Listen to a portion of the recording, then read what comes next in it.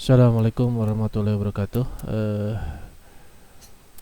Saya akan coba lanjutkan membahas tentang komponen elektronika ya. Setelah kemarin bagaimana kita belajar tentang eh, pengenalan elektronika, kita lanjutkan dengan pengenalan komponen elektronika. Kemarin sekilas saya singgung bahwa untuk komponen elektronika ini ada dua tipe ya. Yang pertama komponen aktif dan komponen pasif. Di mana komponen ini adalah elemen terkecil dari rangkaian sistem elektronika. Jadi komponen elektronika ini adalah rangkaian elemen terkecil dari rangkaian elektronika. Jadi untuk rangkaian elektronika sendiri adalah rangkaian yang dibentuk oleh komponen-komponen. Sehingga untuk sebuah rangkaian itu harus didukung oleh komponen-komponen yang terdiri dari komponen aktif dan komponen pasif itu sendiri. Dimana untuk rangkaian elektronika itu sendiri adalah bisa menjadikan suatu sistem di mana yang adanya input, kemudian adanya sistem pengolahannya itu sendiri, di mana kita di rangkaian elektronika sistem ini digunakan adalah rangkaian elektronika, kemudian menghasilkan sebuah output. Bisa menjadi penguat, bisa menjadi filter dan ataupun apapun yang sistem yang akan kita bentuk ya.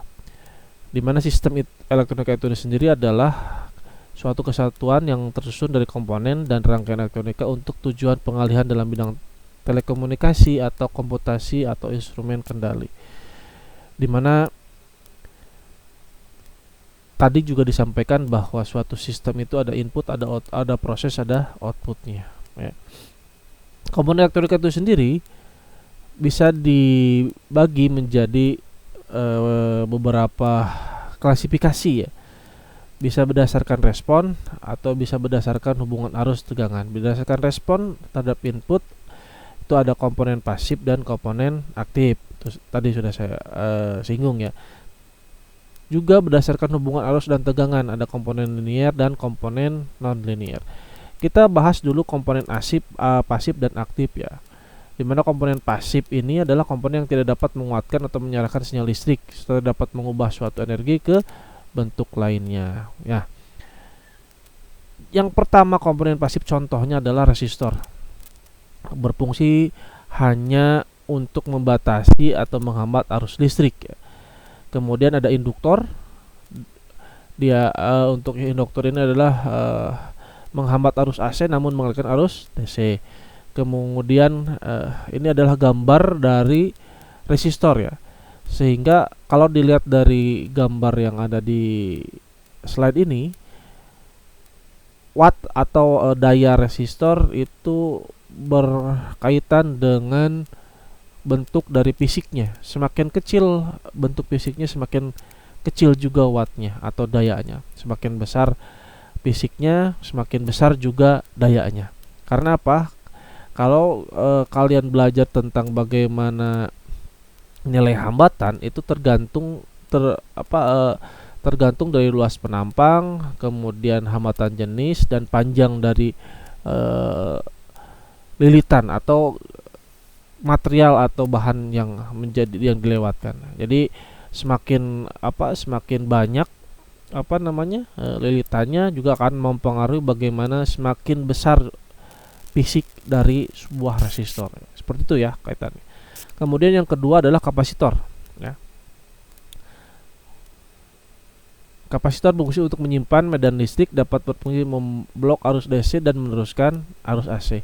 Ini bentuknya seperti ini. Barangkali ada yang belum pernah melihat bagaimana kapasitor. Jadi yang kapasitor dengan kapasitasnya yang besar dengan kapasitor yang nilainya kecil ya.